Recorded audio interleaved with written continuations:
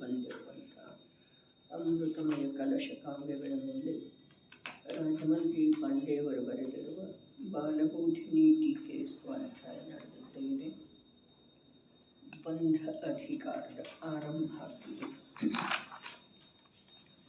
ರಾಗೋದ್ಗಾರ ಮಹಾರಸೇನ ಸಕಲಂ ಕೃತ್ವಾ ಪ್ರಮತ್ತಂ ಜಗತ್ ಕ್ರೀಡಂತಂ ರಸಭಾವನಿರ್ಭರಮಃ ನಾಟ್ಯೇನ ಬಂಧಮುಧುನ ಆನಂದಾಮೃತ ನಿತ್ಯಭೋಜಿ ಸಹಜಾವಸ್ಥಾಂ ಸ್ಫುಟಂ ನಾಟಯನ್ ಧೀರೋದಾರಮನಾಕುಲಂ ನಿರುಪಧಿ ಜ್ಞಾನಂ ಸಮುನ್ಮಜ್ಜತಿ. ಅರ್ಥ: ಜ್ಞಾನಂ ಸಮುನ್ಮಜ್ಜತಿ. ಜ್ಞಾನಂ ಶುದ್ಧ ಜೀವನು ಸಮುನ್ಮಜ್ಜತಿ ಪ್ರಕಟನಾಗುತ್ತಾನೆ. ಭಾವಾರ್ಥ: ಇಲ್ಲಿಂದ ಹಿಡಿದು ಶುದ್ಧ ಸ್ವರೂಪವನ್ನು ಹೇಳುತ್ತಾರೆ. ಎಷ್ಟು ವಿಚಿತ್ರ ಇದೆ ನೋಡ್ರಿ. ಬಂಧ ಅಧಿಕಾರ ಇದೆ, ಶುದ್ಧ ಸ್ವರೂಪ. ಹೇಗಿದೆ ಶುದ್ಧ ಜ್ಞಾನವು? ಆನಂದಾಮೃತ ನಿತ್ಯ ಭೋಜಿ. ಆನಂದ ಅತೀಂದ್ರಿಯ ಸುಖವಿರುವಂಥ ಅಮೃತ ಅಪೂರ್ವ ಲಬ್ಧಿ, ನಿತ್ಯ ಭೋಜಿ ನಿರಂತರವಾಗಿ ಅದರ ಆಸ್ವಾದನಶೀಲವಿದೆ. ಮತ್ತೆ ಹೇಗಿದೆ? ಸ್ಫುಟಂ ಸಹಜಾವಸ್ಥಾಂ ನಾಟಯತ್. ಸ್ಫುಟಂ ಪ್ರಕಟ ರೂಪದಿಂದ, ಸಹಜಾವಸ್ಥಾಂ ತನ್ನ ಶುದ್ಧ ಸ್ವರೂಪವನ್ನು ನಾಟಯತ್ ಪ್ರಕಟ ಮಾಡುತ್ತದೆ. ಮತ್ತೆ ಹೇಗಿದೆ? ಧೀರೋದಾರಂ. ಧೀರ ಅವಿನಶ್ವರವಾದ ಸತ್ತಾರೂಪವಿದೆ. ಉದಾರಂ ಧಾರಾಪ್ರವಾಹ ರೂಪ ಪರಿಣಮನ ಸ್ವಭಾವಿ ಇದೆ. ಮತ್ತೆ ಹೇಗಿದೆ? ಅನಾಕುಲಂ ಎಲ್ಲ ದುಃಖಗಳಿಂದ ರಹಿತವಿದೆ. ಮತ್ತೆ ಹೇಗಿದೆ? ನಿರುಪಧಿ ಸಮಸ್ತ ಕರ್ಮಗಳ ಉಪಾಧಿಯಿಂದ ರಹಿತವಿದೆ. ಏನು ಮಾಡುತ್ತಾ ಅಂಥ ಜ್ಞಾನವು ಪ್ರಕಟವಾಗುತ್ತದೆ? ಬಂಧಂ ಧುನತ್. ಬಂಧಂ ಜ್ಞಾನಾವರಣಾದಿ ಕರ್ಮರೂಪ ಉದ್ಗಲ ಪಿಂಡದ ಪರಿಣಮನ, ಅದನ್ನು ಧುನತ್ ನಾಶ ಮಾಡುತ್ತ. ಬಂಧವು ಹೇಗಿದೆ? ಕ್ರೀಡಂತಂ ಪ್ರಕಟ ರೂಪದಿಂದ ಗರ್ಜಿಸುತ್ತದೆ. ಯಾವುದರ ಮುಖಾಂತರ ಕ್ರೀಡೆ ಮಾಡುತ್ತದೆ? ರಸಭಾವ ನಿರ್ಭರ ಮಹಾನಾಟ್ಯೇನ.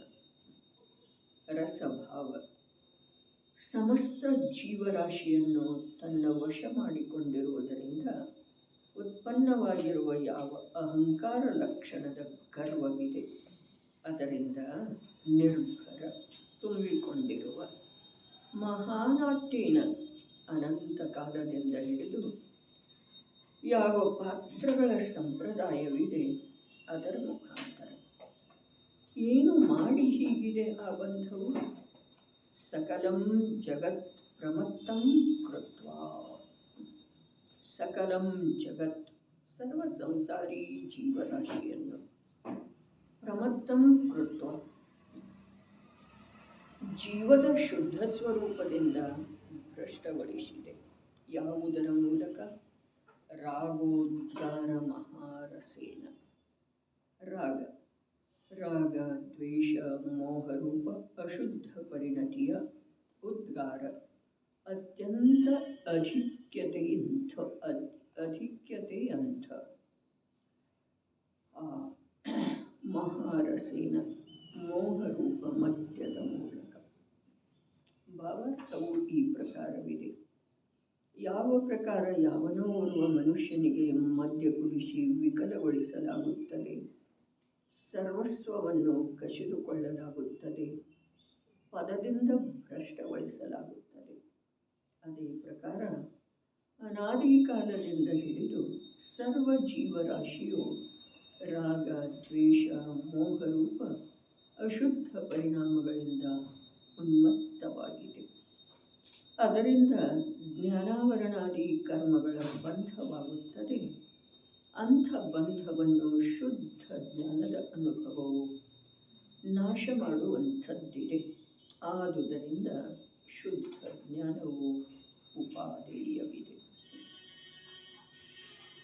ಎಲ್ಲಿ ಅವಶ್ಯಕ ಬೀಳ್ತಿದೆ ಆ ಸಮಯದೊಳಗ ಜ್ಞಾನ ತನ್ನ ಶುದ್ಧ ರೂಪದಿಂದ ಕಾರ್ಯ ಮಾಡುವುದೇ ನಿಜವಾಗಿ ಜೀವದ ಸಲುವಾಗಿ, ಸುಖ ಸ್ಥಾನವನ್ನು ತಲುಪುವ ಸಲುವಾಗಿ ಕಾರ್ಯಕಾರಿ ಇದೆ. ಒಂದು ಜ್ಞಾನನ ಯಾವಾಗ ಅದರದ ಅಧಿಕ ಅವಶ್ಯಕತೆ ಅನ್ನಿಸ್ತಿದೆ, ಬೀಳ್ತಿದೆ, ಗರಜಿರ್ತಿದೆ, ಆ ವೇಳೆದೊಳಗೆ ಅದು ಸಚೇತವಾಗಿ ತನ್ನ ಸಂಪೂರ್ಣ ಸಾಮರ್ಥ್ಯದೊಡನೆ ನಿಜ ಕಾರ್ಯದೊಳಗೆ ತತ್ಪರ ಆಯಿತು ಅಂತಂದ್ರೆ ಬಂದಿರುವಂಥ ಕಷ್ಟ, ಜೀವದ ಮೇಲೆ ಕಷ್ಟ ಬಂದಿದೆ ಅಲ್ಲ, ವಿಪತ್ತು ಬಂದಿದೆ, ಏನು ಬಂಧ ರೂಪದ ಭಾವಗಳ ಉತ್ಪನ್ನ ಆಗ್ತಾ ಇದ್ದಾವೆ.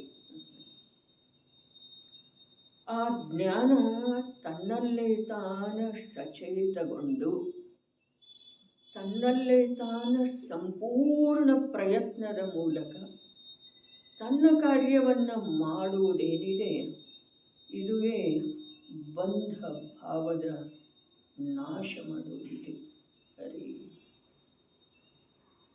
ಯಾವ ರಾಗದ್ವೇಷ ಮೋಹರೂಪದ ಪರಿಣಾಮಗಳ ಸ್ವರೂಪ, ಬಂಧ ಪರಿಣಾಮಗಳ ಸ್ವರೂಪ ಇಲ್ಲಿ ಹೇಳಿದರಲ್ಲ, ಅದು ಹೇಗಿದೆ, ಸಂಪೂರ್ಣ ಜೀವರಾಶಿಯನ್ನೆಲ್ಲ ಪ್ರಮತ್ತಗೊಳಿಸಿ ತನ್ನ ವಶ ಮಾಡಿಕೊಂಡಂತಿದೆ. ಹೀಗಾಗಿ ಅದಕ್ಕೆ ಒಂಥರ ಅಹಂಕಾರದ ಹಾಗೆ ಗರ್ವ ಬಂದಿದೆ ಅಂತ ಹೇಳ್ತಾರೆ. ಆದರೆ ನಿಜವಾಗಿ ಅದು ವಶ ಮಾಡಿಕೊಂಡಿದೆ ಅನ್ನುವಂಥ ಶಬ್ದ, ಅದಕ್ಕೆ ಗರ್ವ ಬಂದಿದೆ ಅನ್ನುವಂಥ ಶಬ್ದ ಎಲ್ಲವೂ ಅಸತ್ಯ ಇದೆ.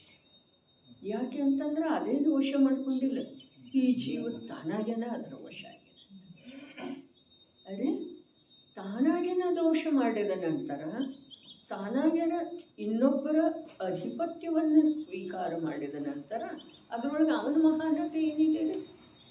ಯಾವನ ಅಧಿಪತ್ಯವನ್ನು ಇವು ಸ್ವೀಕಾರ ಮಾಡಿದನಲ್ಲ, ಚೈತನ್ಯ ಪ್ರಭು, ಜೀವರಾಜ, ಜ್ಞಾನ, ಯಾವ ವಿಕಾರದ ಅಧಿಪತ್ಯವನ್ನು ತಾನಾಗೇನ ಸ್ವೀಕಾರ ಮಾಡಿದೆಯಲ್ಲ, ಅದರಲ್ಲಿ ವಿಕಾರದ ಮಹಾನತೆ ಏನಿದೆ? ಏನಿದೆ? ಯಾವ ಪ್ರಕಾರ ತಾತ ತಾನಾಗೇನ ಕುದುರೆ ಆಗಿದಂದ್ರೆ ಮೊಮ್ಮಗನ ದೋಷ ಏನಿದೆ ಅದರೊಳಗೆ? ಆಮೇಲೆ ಕೂಡು ಅಂಥೇಳಿ ಹೇಳಿದ ನಂತರ ಕೂಡ್ತಾನ್ರಿ, ಚಲ್ ಮೇರೆ ಗೂಡ ಟಕ್ ಟಕ್ ಟಕ್ ಅಂತಂದ್ರೆ ಅವ, ಹೌದೇನು? ಅದರೊಳಗೆ ಅವ ತಾತನ ವಶ ಮಾಡ್ಕೊಂಡಿದ್ದಾನು, ತಾತ ತಾನಾಗೇನ ವಶ ಆಗಿದ್ದಾನೆ. ಏನಿದೆ ಮಾತ?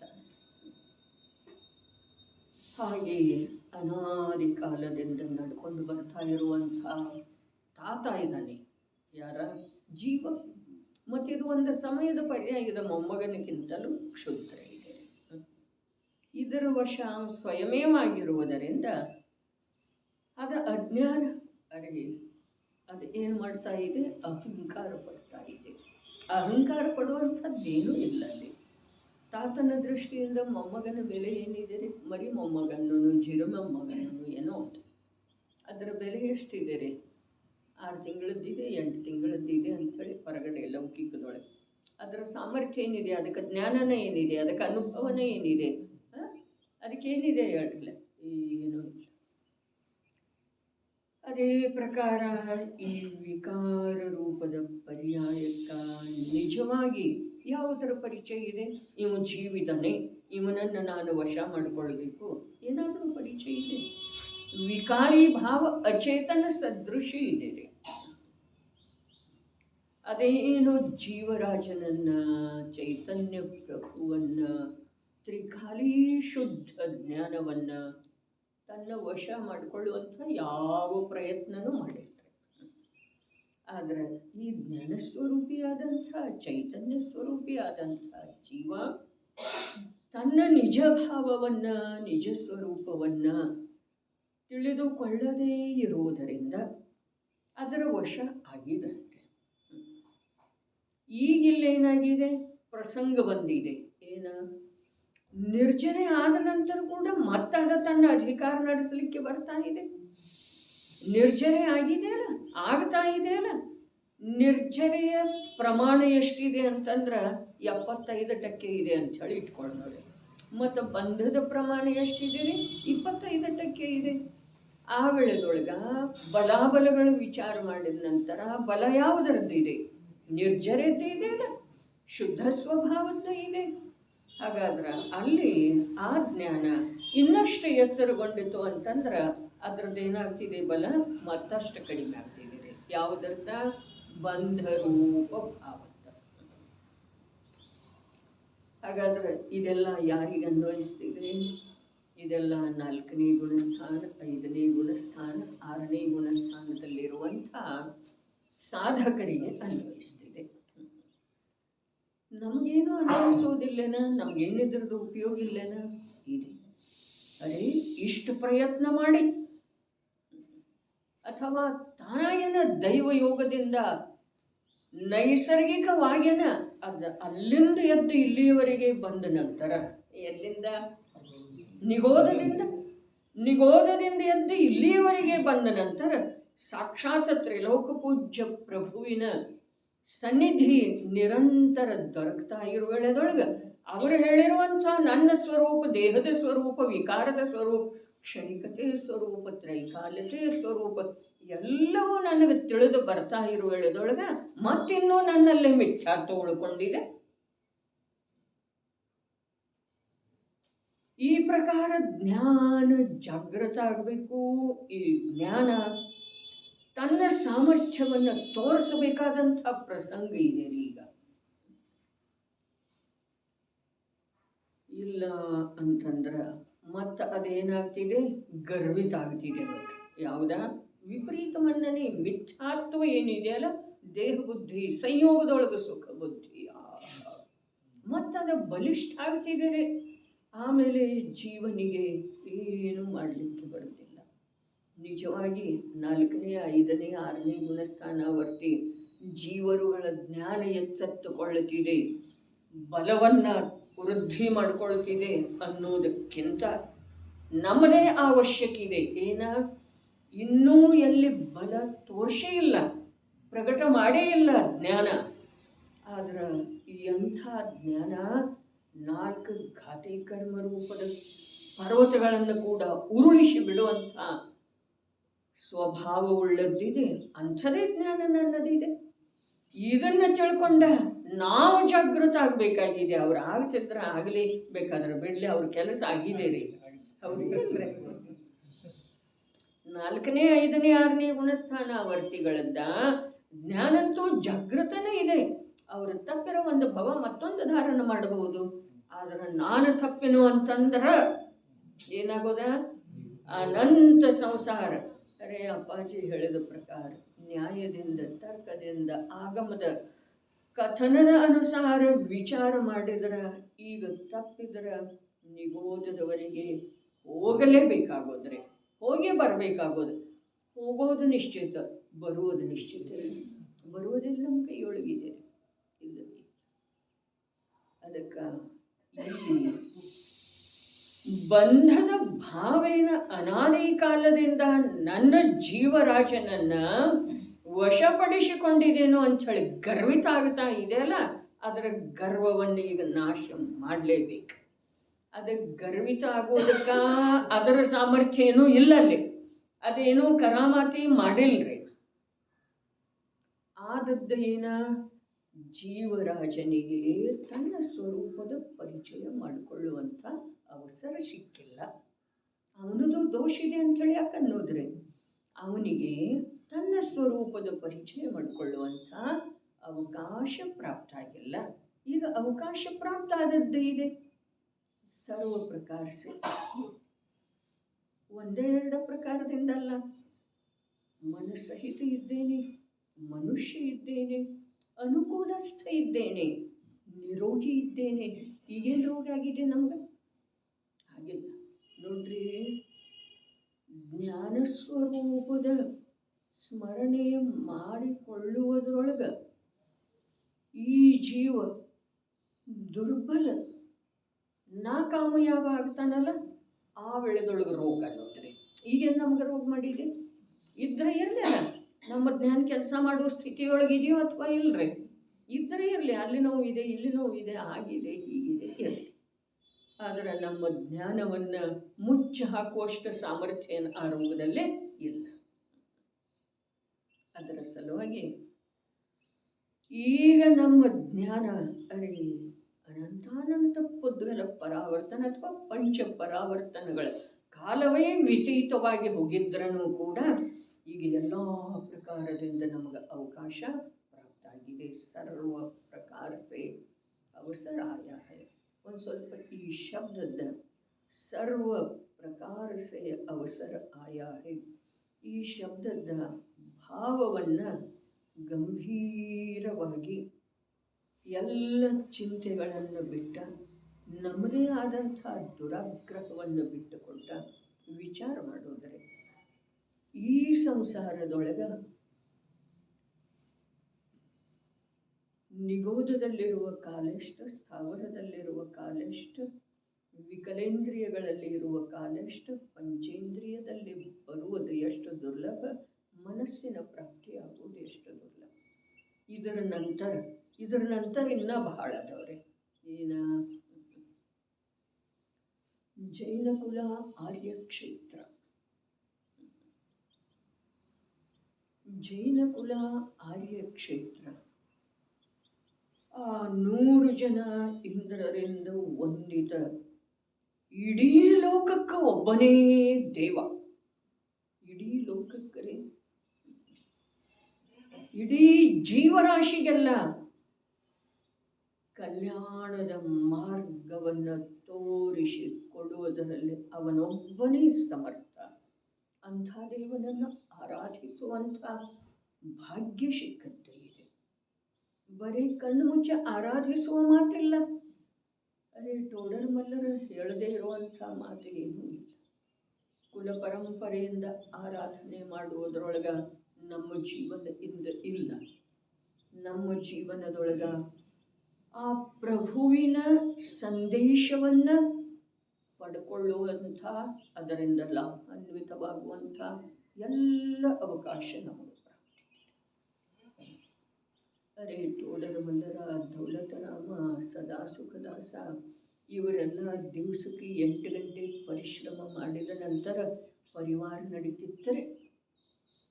ಹಾಗಾದ್ರೆ ನಮ್ಮದು ಭಾಗ್ಯ ಇದೆ ಏನೋ ದುರ್ಭಾಗ್ಯ ಇದೆ ರೀ?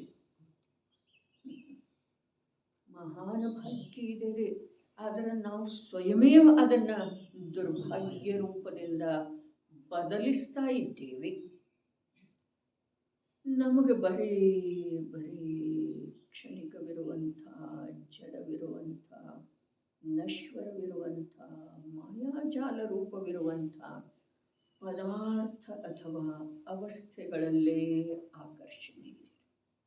ಈ ಜಿನೇಂದ್ರ ಪ್ರಭು ಹೇಳಿರುವಂಥ ಅರೂಪಿ ತತ್ವಜ್ಞಾನ ಮತ್ತು ಆನಂದದ ನಿಧಿ ಸ್ವರೂಪನಾದಂಥ ನಿಜಾತ್ಮ, ಅವನ ಮಹಿಮೆ ಸ್ವಲ್ಪ ಕೂಡ ಬರ್ತಾ ಇಲ್ಲ ಅಂತ ಹೇಗೆ ಹೇಳ್ತಾರೆ? ಅದರ ವಿನ ನಾವಿಲ್ಲಿ ಬಂದು ಕೂತಿದ್ದೇವೇನ? ಬರ್ತಾ ಇಲ್ಲ ಅರ್ಥಾತ್ ಇಲ್ಲಿ ಬಂದು ಕೂಡುವುದೇನಿದೆಯಲ್ಲ, ವಾಸ್ತವಿಕವಾಗಿ ಹೇಳಬೇಕಾದ್ರೆ ಇಲ್ಲಿ ನಮ್ಮನ್ನು ಕರ್ಮ ತಗೊಂಡು ಬಂದಿದ್ದೀರಿ. ಕರ್ಮ ತಗೊಂಡು ಯಾವ ಪ್ರಕಾರ ಸಂಜ್ಞೀತನವನ್ನು ಕರ್ಮ ಕೊಟ್ಟಿದೆಯೋ, ಯಾವ ಪ್ರಕಾರ ಮನುಷ್ಯ ಭವ ಜೈನ ಕುಲವನ್ನು ಕರ್ಮವೇ ಪ್ರದಾನ ಮಾಡಿದೆಯೋ, ಹಾಗೆ ಜಿನೇಂದ್ರ ಪ್ರಭುವಿನ ವಾಣಿಯ ಶ್ರವಣ ಯೋಗವನ್ನು ಕೂಡ ಕರ್ಮವೇ ಕಲ್ಪಿಸಿಕೊಟ್ಟಿದೆ. ಆದರೆ ಇದೆಲ್ಲ ಕರ್ಮ ನಾನೇ ಯಾವುದೇ ಪ್ರಕಾರದ ಅಪೇಕ್ಷೆ ಇಲ್ಲದನ್ನು ಪೂರ್ವದ ಭವಾಂತರಗಳಲ್ಲಿ ಸಂಚಯ ಮಾಡಿದ್ದೆ. ಹಾಗಾದ್ರೆ ತಾನಾಗೇನ ನಾನೇ ಮಾಡಿದ್ದೇ ಇದೆ, ತಾನಾಗೇನ ಸಿಕ್ಕಿದೆ, ಅದರೊಳಗೆ ಕಾರ್ಯ ಮಾಡೋದ ಇದು ಕಷ್ಟ ಏನಿದೆ ರೀ? ನಾನೇ ಮಾಡಿದ್ದೇ ಇದೆ, ಎಲ್ಲವೂ ಏಕತ್ರಿತವಾಗಿ ತಾನಾಗೇನ ಇಂದು ಉದಯಕ್ಕೆ ಬಂದದ್ದು ಇದೆ. ಇಂಥದ್ದ ಅವಕಾಶ ಸಿಕ್ಕಬಹುದೇನ ಯಾವುದಾದ್ರೂ ಜೀವನಿಗೆ? ಇಂಥದ್ದ ಅವಕಾಶ ಯಾವ ಜೀವನಿಗೆ ಸಿಕ್ಕೋ ಸಾಧ್ಯ ಇಲ್ಲ, ಅಥವಾ ಈ ಜೀವನಿಗೆ ಈ ಮೊದಲೆಂದೂ ಸಿಕ್ಕಿಲ್ಲ. ಇಂಥ ಅವಕಾಶ ಸಿಕ್ಕಿದ್ರೆ ಅವನು ತನ್ನನ್ನು ತಾನು ತಿಳಿದೇ ಉಳಿತಿದ್ದನ ಹೇಳಿ. ಹಾಗಾದ್ರೆ ಈಗ್ಯಾಕೆ ತಿಳಿತಾ ಇಲ್ಲ? ಈಗ ಈ ಜೀವನಿಗೆ ಅದರದ ಮಹಿಮಾ ಗೊತ್ತಾಗ್ತಾ ಇಲ್ಲ. ಆ ಕಾರ್ಯವನ್ನ ತಪ್ಪಿದರೆ, ಮಾಡದೇ ಹೋದರೆ ಆಗುವಂಥ ಅನಿಷ್ಟದ ಭಾಸ ಇವನಿಗೆ ಆಗ್ತಾ ಇಲ್ಲ. ಒಂದು ವೇಳೆ ಏನಾದರೂ ಅದು ಎರಡರದ್ದು ಇವನಿಗೆ ಪರಿಚಯ ಆಯಿತು ಅಂತಂದ್ರೆ ಇವನ ಕಾರ್ಯ ಇವ ಮಾಡಿಕೊಳ್ಳುವ ಸಲುವಾಗಿ ಯಾವ ಪರಿಶ್ರಮ ಮಾಡಬೇಕಾಗಿಲ್ಲ. ಸಹಜವಾಗಿನ ಇವನ ದೃಷ್ಟಿ ಏನಾಗ್ತಿದೆ? ಸರ್ವಜ್ಞ ಪ್ರಣೀತ ಸ್ವತತ್ವದ ಸನ್ಮುಖ ಆಗ್ತಿದೆ. ಸ್ವತತ್ವ ನಾನು ತಿಳ್ಕೊಂಡಿದ್ದೇನೆ ಹಾಗೆ ಇಲ್ಲ, ಸರ್ವಜ್ಞ ಪ್ರಭು ಹೇಗೆ ಹೇಳಿದಾರೋ ಹಾಗಿದೆ. ಅಂಥ ಸ್ವತತ್ವದ ಸನ್ಮುಖ ಯಾವಾಗ ಈ ಜೀವದ ದೃಷ್ಟಿ ಆಗ್ತಿದೆಯೋ ಆಗ ಆ ನಿಗೋಧದಿಂದ ಇಲ್ಲಿಯವರೆಗೆ ಬಂದದ್ದು ಮತ್ತು ಇದನ್ನೆಲ್ಲ ಪಡ್ಕೊಂಡದ್ದು ಯಾವ ನನ್ನದೇ ಇತ್ತೋ ಅಥವಾ ಕರ್ಮದ್ದ ಅಂಥೇಳಿ ಹೇಳಿದ್ರೂ ಅದರದೆಲ್ಲ ಸಾರ್ಥಕತೆ ಆವಾಗ ಆಗೋದಿದೆ. ಇಲ್ದಿದ್ರೆ ಏನಾಗೋದು? ಅಪೂರ್ವವಾದಂಥ ನಿಧಿಯನ್ನ ಎಲ್ಲೂ ಕಣ್ಣು ಮುಚ್ಚಿ ಎಸೆದ ಹಾಗೆ ಆಗ್ತಿದೆ. ಕಣ್ಣು ಮುಚ್ಚಿ ಯಾಕೆ ಅಂತಂದ್ರೆ ಎಲ್ಲಿ ಎಸೆದಿದ್ದೇನಂಥೇಳಿ ಸಿಕ್ಕೋದನೇ ಇಲ್ಲಲ್ಲ, ಮುಂದೆ ಭವಿಷ್ಯದೊಳಗದ ಹಾಗೆ ಆಗ್ತಿದೆ. ಅದಕ್ಕೆ ಇಲ್ಲೇನು ಹೇಳಿದ್ರು? ಇಲ್ಲಿಂದ ಹಿಡಿದು ಶುದ್ಧ ಸ್ವರೂಪವನ್ನು ಹೇಳುತ್ತಾರೆ. ಯಾವ ಶುದ್ಧ ಸ್ವರೂಪ? ಶುದ್ಧ ಜೀವನು ಪ್ರಕಟನಾಗುತ್ತಾನೆ, ಶುದ್ಧ ಜೀವನು ಪ್ರಕಟನಾಗುತ್ತಾನೆ ಅಂಥೇಳಿ ಹೇಳಿ ಭಾವಾರ್ಥ ಹೇಳಿದ್ರು ಟೀಕಾಕಾರರು. ಏನು ಹೇಳಿದ್ರು? ಇಲ್ಲಿಂದ ಹಿಡಿದು ಶುದ್ಧ ಸ್ವರೂಪವನ್ನು ಹೇಳುತ್ತಾರೆ. ಕೇಳೋರು ಬೇಕ್ರೆ. ಕೇಳೋದರ್ಥಾತ್ ಶಬ್ದದಿಂದ ಅಲ್ಲ, ಆ ಪ್ರಕಾರ ಕಾರ್ಯಪ್ರವೃತ್ತ ಆಗೋದಿದೆ. ಆಗಲಿಲ್ಲ ಅಂತಂದ್ರೆ ನಮ್ಮದು ಭವಿತವ್ಯ ಅತ್ಯಂತ ದುರ್ಧರ ಆಗುವುದರೊಳಗೆ ಯಾವ ಸಂದೇಹನೂ ಇಲ್ಲ. ಜ್ಞಾನಂ ಸಮುನ್ಮಜ್ಜತಿ, ಶುದ್ಧ ಜೀವನು ಪ್ರಕಟನಾಗುತ್ತಾನೆ. ಏನಿದೆ ರೀ ಈಗ ಅವನಿಗೆ ಪ್ರಕಟ ಆಗಲಿಕ್ಕೆ ಏನಿದೆ? ಏನು ಬಾಧೆ ಇದೆ ಹೇಳಿ? ಯಾವ ಅಡ್ಡಿ ಇದೆ? ಯಾವ ಪ್ರತಿಬಂಧ ಇದೆ? ಅವು ಪ್ರಕಟ ಆಗುವ ಸಲುವಾಗಿ ನಮ್ಮ ಜೀವನದೊಳಗೆ ನನ್ನ ಶುದ್ಧಾತ್ಮ ಪ್ರಕಟ ಆಗುವ ಸಲುವಾಗಿ, ಪ್ರಕಟ ಆಗೋದು ಅರ್ಥಾತ್ ಲೋಕದ ಜನರಿಗೆ ಪ್ರಕಟ ಆಗುವ ಮಾತಲ್ಲ. ನನ್ನ ಶುದ್ಧಾತ್ಮ ನನಗೆ ಪ್ರಕಟ ಆಗೋದಿದೆ. ಅದರೊಳಗೆ ಪ್ರತಿಬಂಧ ಅಡ್ಡಿ ತರುವಂಥದ್ದು ಏನಿದೆ ಹೇಳಿ? ಕರ್ಮದ ತೀವ್ರತೆ ಇಲ್ಲ ಯಾವುದೇ ಪ್ರಕಾರದ. ಅದಕ್ಕೆ ಸರ್ವ ಪ್ರಕಾರ ಸೇ ಅವಸರಾಯ ಅಂತಾರಲ್ಲ, ಇದರದ್ದು ಒಂದಿಷ್ಟು ಆಳವಾಗಿ ಗಂಭೀರವಾಗಿ ಯಥಾರ್ಥವಾಗಿ ಅದರ ಅರ್ಥವನ್ನು ಕಂಡುಕೊಳ್ಳುವಂಥ ಪ್ರಯತ್ನ ಮಾಡಬೇಕು. ಭಾವಾರ್ಥವನ್ನು ತಿಳಿದುಕೊಳ್ಳುವಂಥ ಪ್ರಯತ್ನ ಮಾಡಬೇಕ್ರಿ. ಶಬ್ದದೊಳಗೆ ಉಳಿತು ಭಾವ ಪ್ರಕಟ ಆಗಲಿಲ್ಲ ಅಂತಂದ್ರೆ ಉಪಯೋಗ ಏನಿದೆ? ಜೀವನ ಹೊರಟೋಯ್ತು, ಕಾರ್ಯ ಆಗಲಿಲ್ಲ ಅಂತಂದ್ರೆ ನನ್ನ ಜೀವನಕ್ಕೆ ಅರ್ಥ ಏನಿದೆ? ಅರೆ ಸಂಸಾರ ಸಂಸಾರ ಸಂಸಾರ ಅದು ಗರ್ವಿತ ಆಗೋದನ್ನಿರಲಿ, ಆಗೋದು ಅಥವಾ ಇಲ್ಲ. ಇವು ಎಚ್ಚೆತ್ತುಕೊಳ್ಳಿಲ್ಲ ಅಂತಂದ್ರೆ ಅದು ಗರ್ವಿತ ಆಗೋದು ಅಥವಾ ಇಲ್ಲ. ಅದು ಈ ಜೀವರಾಜನನ್ನು ಬೇಕಾದ ಹಾಗೆ ಏನು ಮಾಡೋದ? ಆಟ ಆಡಿಸೋದು ಅಥವಾ ಇಲ್ರಿ? ಈ ಜೀವರಾಜನನ್ನ ಬೇಕಾದ ಹಾಗೆ ಆಟ ಆಡಿಸೋದು. ಆ ಮೊಮ್ಮಗು ಅಥವಾ ಮರಿ ಮೊಮ್ಮಗು ಇರ್ತಿದೆಯಲ್ಲ, ತಾತನ ಬೆನ್ನ ಮೇಲೆ ಕೂತದ್ದು ಬೇಕಾದ ಹಾಗೆ ಅದು ಬಡಿತಿದೆ, ಒದಿತಿದೆ, ಮಾಡ್ತಿದೆಯೋ ಅಥವಾ ಇಲ್ರಿ?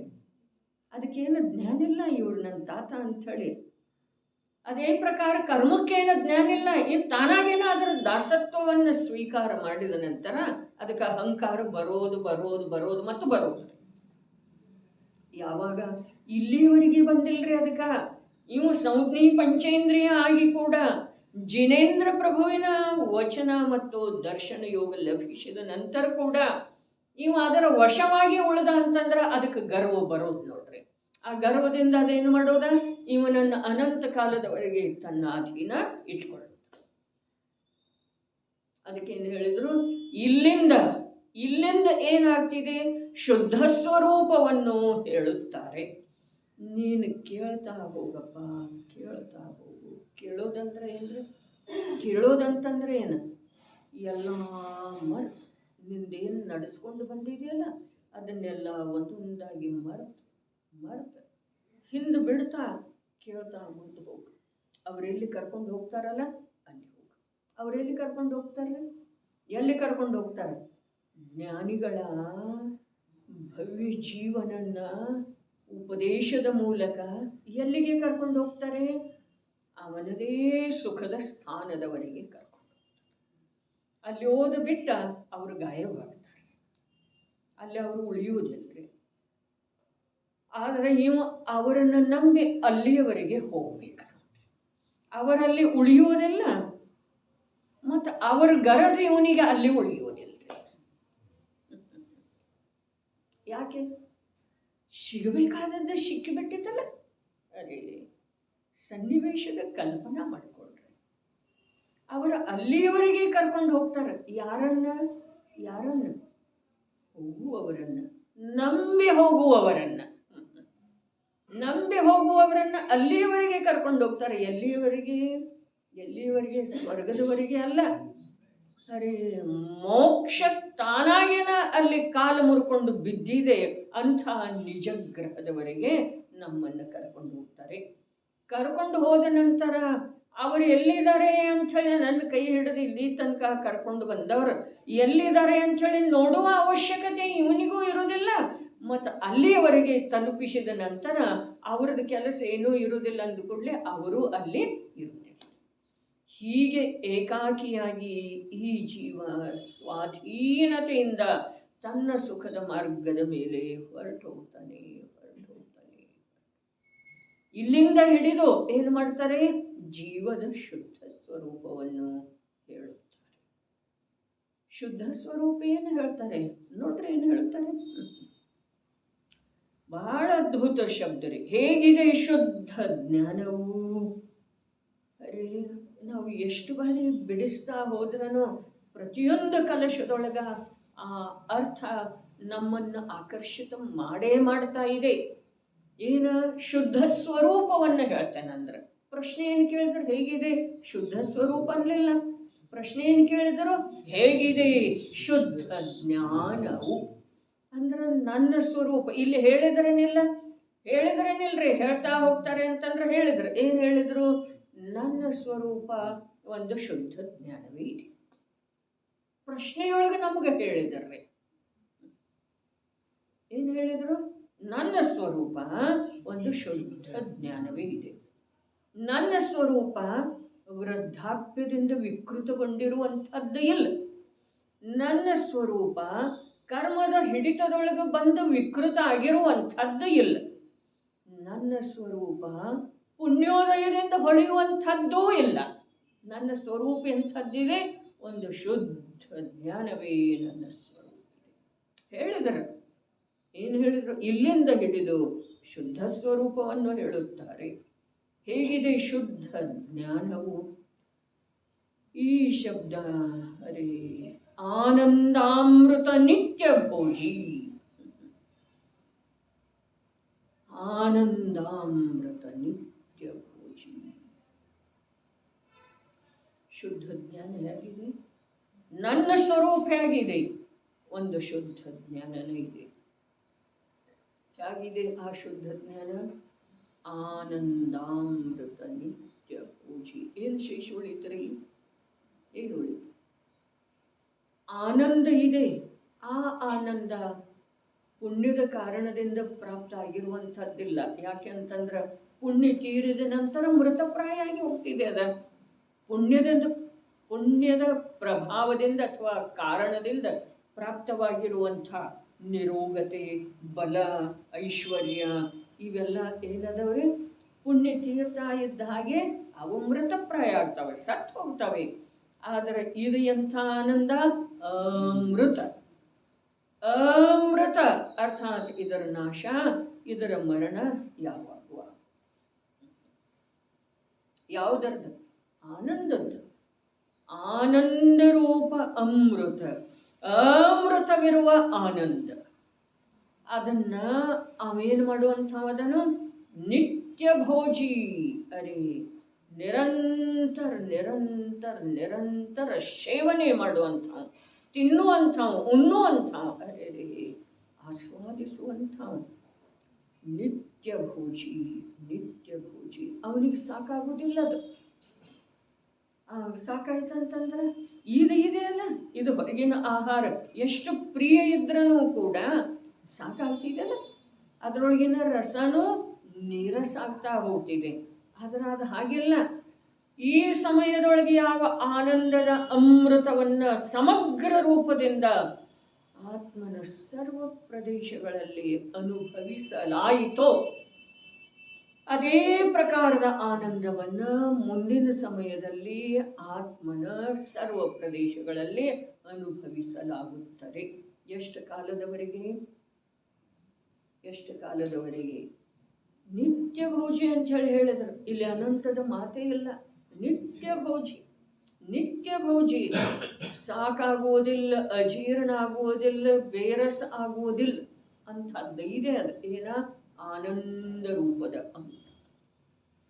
ಆ ಅಮೃತನೂ ತೀರುವುದಿಲ್ಲ, ಆ ಅಮೃತದ ಸೇವನೆ ಮಾಡುವಂಥವನಿಗೆ ಅಜೀರ್ಣನೂ ಆಗೋದಿಲ್ಲ, ಸಾಕನೂ ಆಗೋದಿಲ್ಲ. ಅದರ ಸಲುವಾಗಿನ ನಿತ್ಯ ತೃಪ್ತಿ ಇರುವೆಳದೊಳಗೆ ಅತೃಪ್ತಿ ಇಲ್ಲ. ನಿತ್ಯ ತೃಪ್ತ. ತೃಪ್ತಿ ಯಾಕ? ಬೇರೆ ಯಾವುದು ನೆನಪಿಗೆ ಬರ್ತಾ ಇಲ್ಲ ಅಂಥೇಳಿ ತೃಪ್ತಿ. ಅತೃಪ್ತಿ ಯಾಕ? ಮತ್ತ ಅಂಥದ್ದು ಆನಂದದ ಅನುಭವವನ್ನು ಮಾಡುವ ಸಲುವಾಗಿ ಉತ್ಸಾಹಿತ, ಖಾಲಿ ಖಾಲಿ ಬೇಕಾಗಿದೆ. ಯಾರಿಗೆ? ಮುಂದಿನ ಪರ್ಯಾಯಕ್ಕ, ಅದರ ಮುಂದಿನ ಪರ್ಯಾಯಕ್ಕ, ಅದರ ಮುಂದಿನ.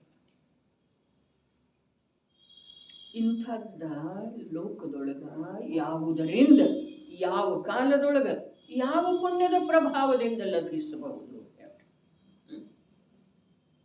ಈ ಜಿನವಾಣಿಯ ಶ್ರವಣ ಯೋಗ ಇದೆಯಲ್ಲ, ಇದು ಪೂರ್ಣ ಆಗ್ತಿದೆ. ಯಾಕೆ ಅಂತಂದ್ರೆ ಇದು ಪುಣ್ಯದ ಕಾರಣದಿಂದ ಸಿಕ್ಕಂತೆ ಇದೆ. ಆದ್ರೆ ಆ ಅತೀಂದ್ರಿಯ ಆನಂದ, ಜ್ಞಾನದ ಆನಂದ ಅಥವಾ ಜ್ಞಾನದಲ್ಲಿ ಇರುವಂತಹ ಆನಂದದ ಉಪಭೋಗಿಯನ್ನು ಜ್ಞಾನ ಸ್ವಯಂ ಮಾಡ್ತಿದೆಯೋ, ಅದು ಯಾವಾಗೂ ಪೂರ್ಣ ಆಗುವುದಿಲ್ಲ.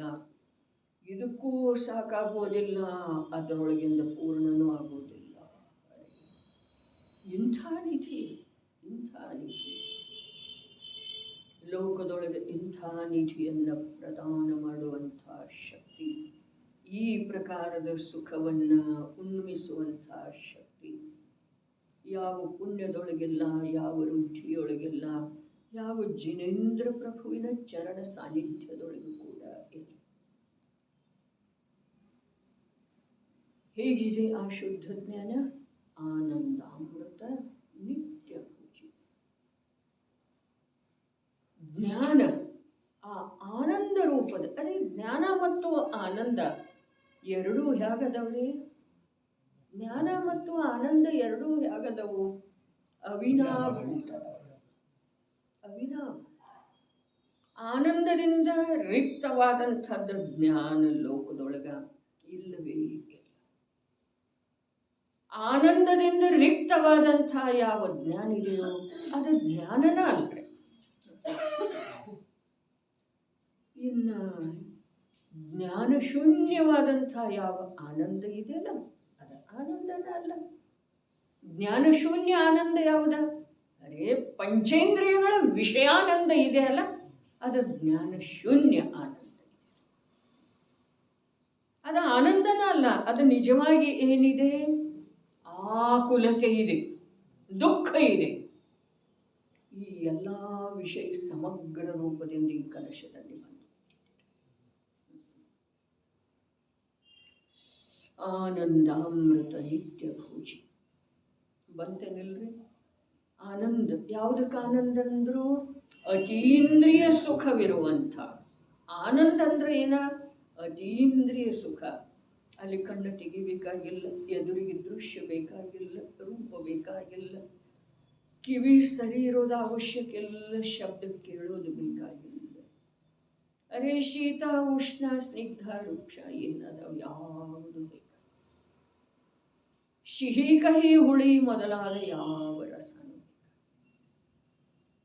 ಇಂದ್ರಿಯಗಳಿಂದ ನಿರಪೇಕ್ಷ ಜ್ಞಾನ ಏನಿದೆ ಅದ ಇಂದ್ರಿಯಗಳಿಂದ ನಿರಪೇಕ್ಷವಿರುವಂಥ ಸುಖದ ಅನುಭವ ಮಾಡ್ತಿದೆ. ಅದರ ಹೆಸರು ಆನಂದ ಇದೆ. ಅತೀಂದ್ರಿಯ ಸುಖವಿರುವಂಥ ಅಮೃತ. ಅಮೃತ ಶಬ್ದದ ಅರ್ಥ ಏನು ಮಾಡಿದ್ರು? ಅಪೂರ್ವ ಲಬ್ಧಿ. ಅಪೂರ್ವ ಲಬ್ಧಿ. ಇಲ್ಲಿ ಅಮೃತ ಶಬ್ದದ ಅರ್ಥ ಎಂದೂ ನಾಶ ಆಗದೇ ಇರುವಂಥದ್ದು ಅಂಥೇಳಿ ಶಬ್ದದ ಅರ್ಥ ಐತ್ರಿ. ಅಮೃತ. ಮೃತ ಅಂದ್ರೆ ಸಾಯೋದು, ನಾಶಕ್ಕೆ ಪ್ರಾಪ್ತ ಆಗೋದು. ಅಂದ್ರೆ ಇಲ್ಲ. ಅಮೃತ ಅಂತಂದ್ರೆ ನಾಶರಹಿತ, ಎಂದೂ ನಾಶ ಆಗುವುದಿಲ್ಲ. ಆದರೆ ಇಲ್ಲಿ ಹೇಳ್ತಾ ಇದ್ದರು ಎಂದೂ ಅದರ ಪ್ರಾಪ್ತಿ ಆಗಿರಲಿಲ್ಲ. ಅಪೂರ್ವ ಲಬ್ಧಿ ಹೇಳ್ತಾ ಇದ್ದಾರ್ರಿ, ನಾಶದ ಮಾತು ಹೇಳ್ತಾ ಇಲ್ಲ. ಅರೆ ಅಪೂರ್ವ ಲಬ್ಧಿ. ಅಮೃತ ಶಬ್ದದ ಅರ್ಥ ಏನ? ಈ ಮೊದಲು ಎಂದೂ ಸಿಕ್ಕಿರಲಿಲ್ಲ, ದೊರೆತಿರಲಿಲ್ಲ. ಹಾಗಾದ್ರೆ ಈ ಮೊದಲೆಂದೂ ಸಿಕ್ಕಿರಲಿಲ್ಲ ಅಂಥೇಳಿ ಯಾಕೆ ಅರ್ಥ ಮಾಡಿದರು ಟೀಕಾಕಾರರ? ಯಾಕೆ ಹೇಳ್ರಿ? ಎಂದೂ ನಾಶ ಆಗುವುದಿಲ್ಲ ಅಂಥೇಳಿ ಹೇಳಲಿಲ್ಲ. ಲೋಕದೊಳಗಂತೂ ಅಮೃತ ಶಬ್ದದ ಅರ್ಥ ಹಾಗೆ ಇದೆ. ಹಾಗಾದರೆ ಇವರು ಈ ಮೊದಲೆಂದೂ ದೊರಕಿರಲಿಲ್ಲ, ಲಬ್ಧ ಆಗಿರಲಿಲ್ಲ, ಹೀಗೆ ಯಾಕೆ ಹೇಳಿದ್ರಿ?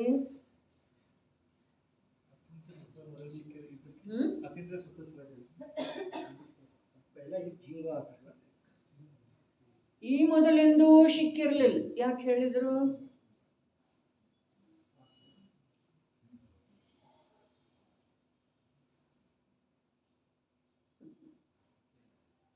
ಈ ಮೊದಲೆಂದೂ ಪ್ರಾಪ್ತ ಆಗಿರಲಿಲ್ಲ. ಅಪೂರ್ವ. ಪೂರ್ವದೊಳಗೆ ಎಂದೂ ಸಿಕ್ಕಿರಲಿಲ್ಲ. ಅಪೂರ್ವ ಲಬ್ಧ. ಯಾಕೆ ಹೇಳಿದ್ರೆ? ಅಪೂರ್ವ ಯಾಕೆ ಹೇಳಿದ್ರೆ? ಎಂದೂ ನಾಶ ಆಗದೇ ಇರುವಂಥ ಸುಖ ಸಿಗ್ತಿದೆ ಅಂಥೇಳಿ ಹೇಳ್ಬಹುದಾಗಿತ್ತಲ್ಲ. ಆದರೆ ಎಂದೂ ಸಿಕ್ಕಿಲ್ಲ, ಅಂಥದ್ದು ಸಿಕ್ಕಿದೆ ಅಂಥೇಳಿ. ಏನಾರು ಇರ್ಬೇಕಲ್ಲ. ಸಂಸಾರದಲ್ಲಿ ಹುಡುಕ್ತಾ ಇತ್ತು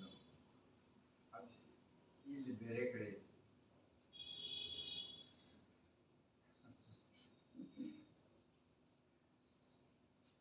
ಅಪೂರ್ವ ಲಬ್ಧಿ.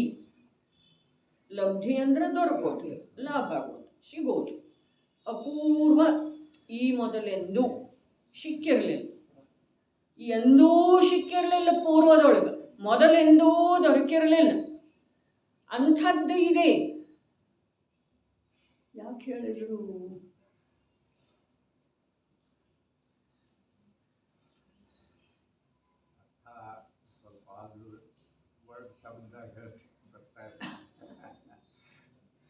ಅರ್ಥ ಆಗ್ತಾ ಇದೆ. ಈ ಮೊದಲೆಂದೂ ಸಿಕ್ಕಿರಲಿಲ್ಲ, ಅದನ್ನು ಬಿಟ್ಟುಕೊಡೋದು ಸಾಧ್ಯ ಇಲ್ಲ. ಇವು ಇನ್ಮೇಲೆ ಬಿಟ್ಟುಕೊಡೋದು ಸಾಧ್ಯ ಇಲ್ಲ. ಅದು ಅರೆ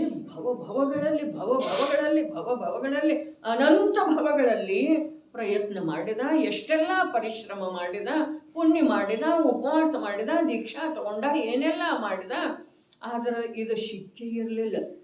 ಅಂಥದ್ದು ಸಿಕ್ಕಿದೆ ಅಂದಮೇಲೆ ಇನ್ನು ನಾವು ಬಿಟ್ಟುಕೊಡೋದು ಸಾಧ್ಯ ಇಲ್ಲ.